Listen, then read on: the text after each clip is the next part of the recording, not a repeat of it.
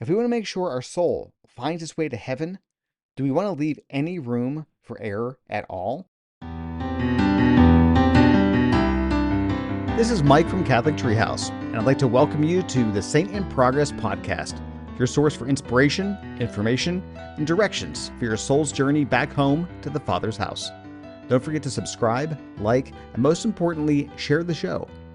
As a reminder, your financial support is how we keep the lights on in the treehouse. You can support us by buying a book or rosary from our store, or by becoming a paid subscriber on Substack. You can find more information on all these things at saintinprogress.com or catholictreehouse.com. Let's get started. Hello, fellow Saints in Progress. Welcome to episode 8 of the Saint in Progress podcast. I'm Mike from Catholic Treehouse, and this is the last show before we take a break for Christmas. And I wanted to start by saying that I feel truly blessed to be in a place in my life where I can use the gifts that God has given me to do all the things I've been doing with Catholic Treehouse. And most importantly, I've been blessed to have the support of my family and friends to continue to do it. Also, I want to take a moment to say thanks for all of you for listening in, and to say to everyone who's supported this work with subscription or a purchase of a book or rosary that I do truly appreciate it. Okay, so less than a week to go before the Nativity of our Lord, and I'm going to bet that everyone is going to be going on some sort of traveling over the next few weeks. Maybe just across town, or maybe across the state, but maybe across the country, or even across the world. Well, one journey I'd like you to think about over the next few weeks, something worth meditating on, is the journey that the Holy Family took from Israel to Egypt in order to escape Herod's slaughter of the Holy Innocents. So as we read in the second chapter of Matthew's Gospel, an angel appeared to St. Joseph in a dream, and they got up in the middle of the night and fled to Egypt. By this time, there were established trade routes between all these major cities, right? So it's not like the Holy Family were just wandering around aimlessly. However, there weren't exactly road signs and GPSs and maps like we have them today. So how did they find their way? Well, probably they stopped here and there and asked for directions. And quite possibly, at least once, someone drew them a map that was nothing more than a bunch of landmarks to use as waypoints. Now, such directions and hand-drawn maps is kind of like how people navigate in my hometown of Pittsburgh.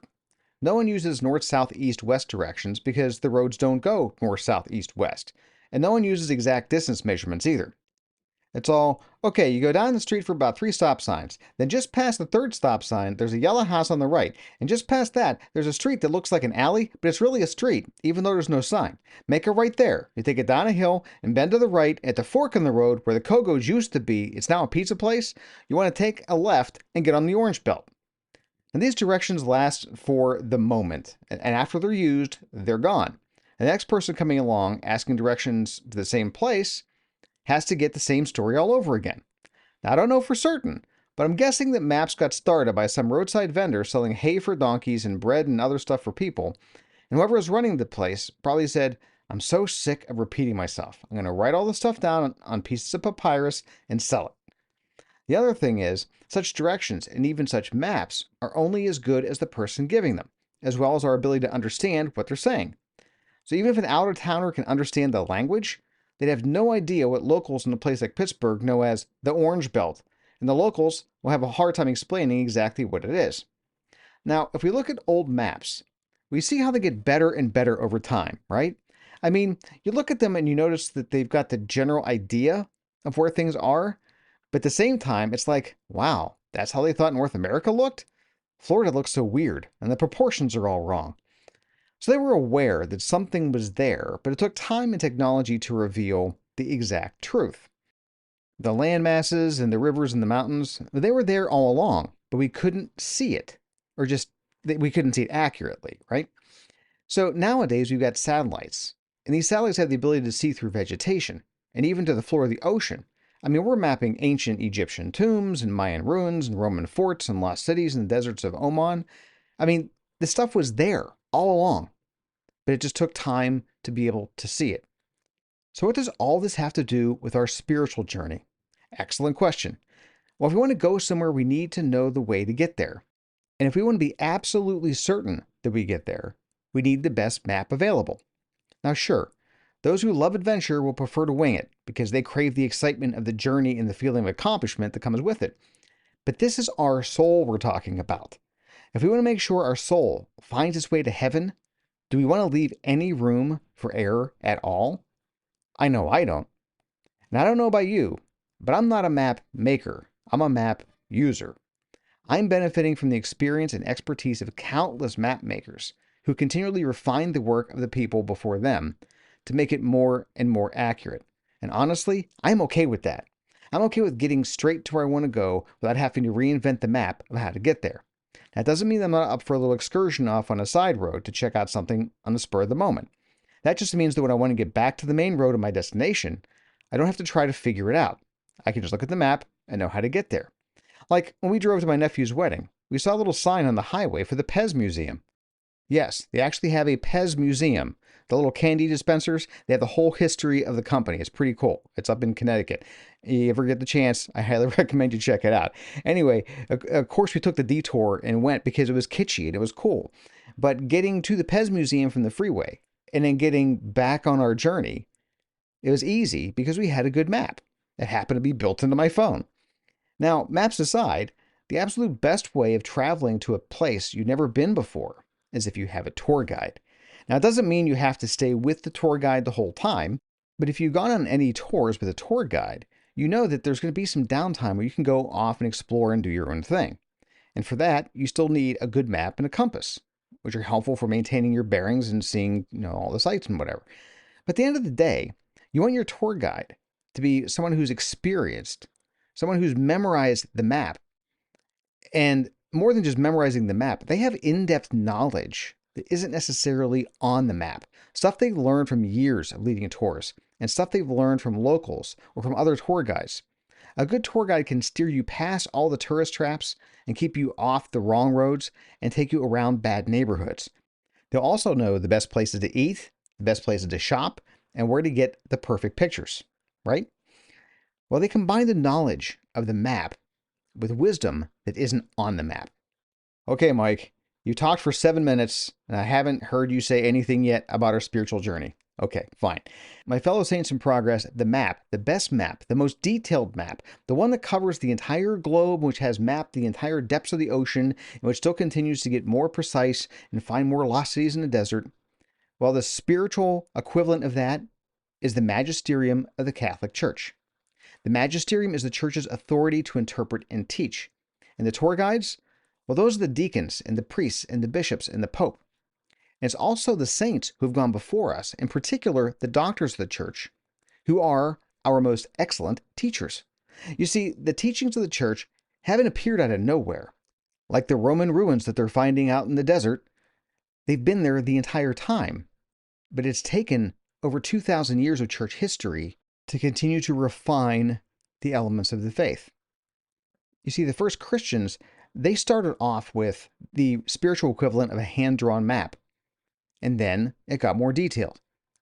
First, we got a document called the Didache, which is also known as the Lord's teaching through the 12 apostles to the nations.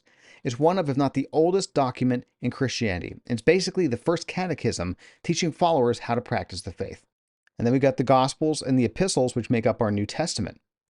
And then we got the letters of St. Ignatius of Antioch, who was brought into the faith and taught by St. John the Apostle himself. And he was the first guy who called the church the Catholic Church. And then we got the letters of a second-generation Christian, St. Justin Martyr. If you read the letters of St. Ignatius of Antioch and St. Justin Martyr in the Didache right before going to Mass, you'll see all of the early faith echoing in everything we do at the Mass the Catholic Church celebrates today. But just like maps got more refined and more detailed as better and better tools came along for studying geography, the Catholic faith got more refined and more detailed as people came along who spent their lives studying the faith and building upon what came before them. We've had generation after generation of saints who continued to refine the faith. Ambrose and Augustine and Jerome and Athanasius, St. John Chrysostom, St. Bonaventure, St. Thomas Aquinas, St. Benedict, St. Bernard of Clairvaux, St. Alphonsus de Liguori, St. John of the Cross, St. Catherine of Siena, St. Therese of Lisieux. I could be here all day listing them off. And if you read the Saint Challenge, you know all of these names and many more. I mean, these are all the people who made the map clearer, more precise, and more richly detailed. They're all the people who are responsible for refining all of the doctrines and defending the dogmas and the big T traditions that make up the magisterium, the teaching office of the church. And each one of them built upon the work of the other for 2,000 years. And that work, 2,000 years worth of teaching, it's all compiled in the Catechism of the Catholic Church. It's like the Rick Steves tour guide of the faith. In and of itself, the Catechism isn't exhaustive in its depth. But when you read the footnotes, you'll find scripture, you'll find references to works of saints, papal encyclicals, and documents from church councils. So if you want to go deeper on a topic to find out more about why the church teaches something, you have a list of starting points. So you see, we don't have to keep starting from scratch with each new generation, with everyone asking for directions, asking the same directions over and over again, and trying to figure out how to interpret the hand gestures of a shopkeeper speaking a different language. We don't have to make our own map as we go. We already have a great map, the Catechism of the Catholic Church, and we have amazing tour guides that can keep us off the bad roads and away from the bad neighborhoods. But we still have the freedom to explore and go deeper if we want, knowing that the tour guides are there to help us, to guide us, and to get us to the next waypoint on our trip home, and maybe recommend a restaurant. Okay, so this is our last episode before Christmas break, after which the show will be switching from these foundational elements to more day-to-day issues and discussions on living our faith that will build upon the foundational elements that we put out here in these first couple episodes. So be sure to subscribe so you won't miss the next episode when it drops in January. And if you're just joining us, be sure to go back and listen to the ones you missed. Also, it would be awesome if you gave the show a like or a thumbs up or a good review, depending upon how you're listening to it. Oh, and if you're already a subscriber, consider becoming a paid subscriber so I can keep these episodes coming and keep the Christmas tree lights shining in my treehouse. And in our treehouse, we keep them on until Candlemas on February 2nd because we really enjoy the entire Christmas season. Okay, so don't forget, you can also head over to CatholicTreehouse.com for Saint in Progress t-shirts in a bunch of different colors, print copies of the Saint Challenge and other cool books, and of course, our selection of beautiful handcrafted rosaries. At this point, I doubt you'll be able to get anything delivered by Christmas, but we do offer gift cards if you need a last-minute gift. You can find them right there on the homepage at CatholicTreehouse.com. Also, be sure to tell your friends and family about the show. Never forget, they are saints in progress too, so invite them to journey with you. So thanks for listening. I pray that you all have a safe and blessed Christmas. And wherever you go and whatever you do, that the light of Christ fills your heart and shines through you, so the light of Christ can illuminate the world. Never ever forget that you are a saint in progress. So go out there, my friends, and be a saint.